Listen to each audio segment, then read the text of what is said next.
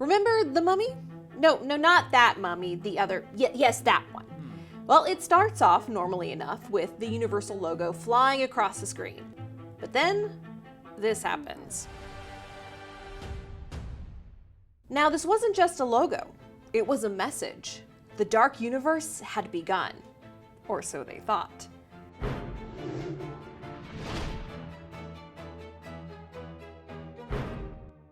The plan was for Universal to revamp their old properties as an interconnected universe of movies, starring monsters like the Bride of Frankenstein, the Phantom of the Opera, and the Invisible Man. The DU was Universal's answer to the Marvel Cinematic Universe, and it seemed like an easy hit given the appeal of classic character crossovers. These things are complex. Yeah, I bet. But just as soon as it started, the Dark Universe was over, with only one movie to show for years of work. Oh man. Now Universal is focusing on smaller, standalone monster flicks, like The Invisible Man, which now stars Elisabeth Moss. Someone sitting in that chair. In the end, the Dark Universe was plagued by monsters of its own making. Oh, what better way to endure eternity? To get the full picture, we need to take a step back into the true history of the Dark Universe. Universal announced the debut of its monster crossover series 2 weeks before The Mummy opened on June 9th, 2017, with this image teasing the huge cast behind it. Tom Cruise, one of the biggest stars in the world, would be the one to kick things off. But that's not when the DU really started. It began with Dracula Untold. The first rumblings of a monster movie universe came in 2012, when Universal announced they'd canceled the planned fourth film in Brendan Fraser's The Mummy series. Instead, they were going to be rebooting that franchise to jumpstart a larger cinematic world, likely to compete with the MCU. But Marvel was already 6 films in by then, so Universal came up with a hasty plan to bump up their timeline. Dracula Untold, starring Luke Evans, was supposed to be a standalone monster film about the vampire's true origins as Vlad the Impaler. But by 2014, Universal was like, what if it isn't? They ordered some last-minute reshoots, adding a modern ending that teased Dracula's inclusion in a much larger saga, with the Tywin Lannister Nosferatu-looking dude at the center of it all. You have no idea. It made sense. They'd be starting things off with a prequel about Universal's sexiest monster, leading into modern day with this guy as either a huge villain or maybe their Nick Fury. Problem was, the movie was really bad, filled with clunky Jesus metaphors, racist stereotypes, and so many bats. It certainly wasn't getting anybody hyped for a cinematic universe. So, in a last-ditch effort to save the future DU, Universal declared the movie non-canonical, and made it clear in The Mummy that Luke Evans' Dracula would not be in their franchise. It was a bad way to kick things off. Let's unwrap The Mummy.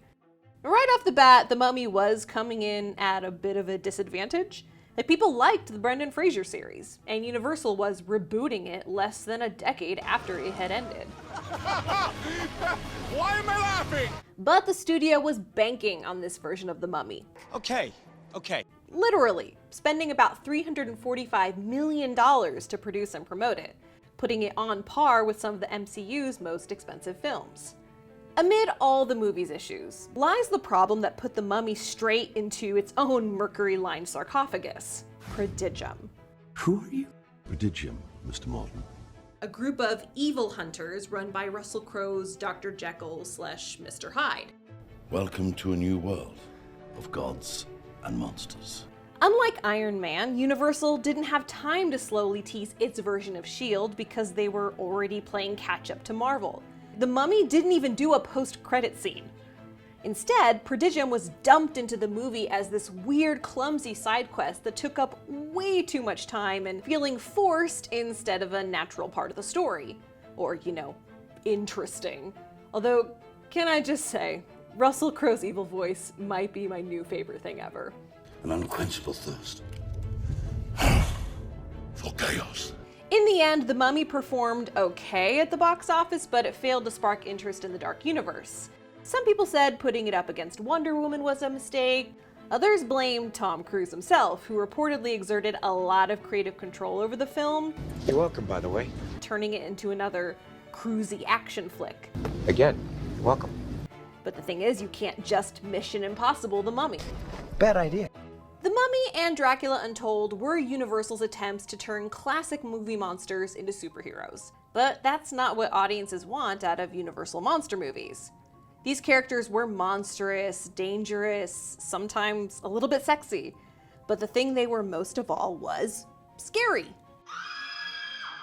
Universal had an opportunity to bring these monsters into the 21st century, making them scary for us the way they were for previous generations.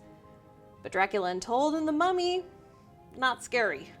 They chose to forgo slow burns in favor of big action scenes, and the overabundance on CGI made them feel fake instead of sticking to practical effects that hold up much better over time. It was impossible to be scared because you knew it was not real. And if you're not going to make it real, at least make it funny. The studio has abandoned its plans of competing with the MCU in favor of more experimental monster films. There's The Invisible Man, as well as a horror comedy with Paul Feig called Dark Army, which could end up being the monster team-up the DU tried and failed to achieve. But it's too late for the Dark Universe. Years of work gone, millions of dollars wasted. All because Universal tried to do something outside its comfort zone. You have created a monster and it will destroy you. Without realizing that staying in the haunted house would have actually been a lot safer.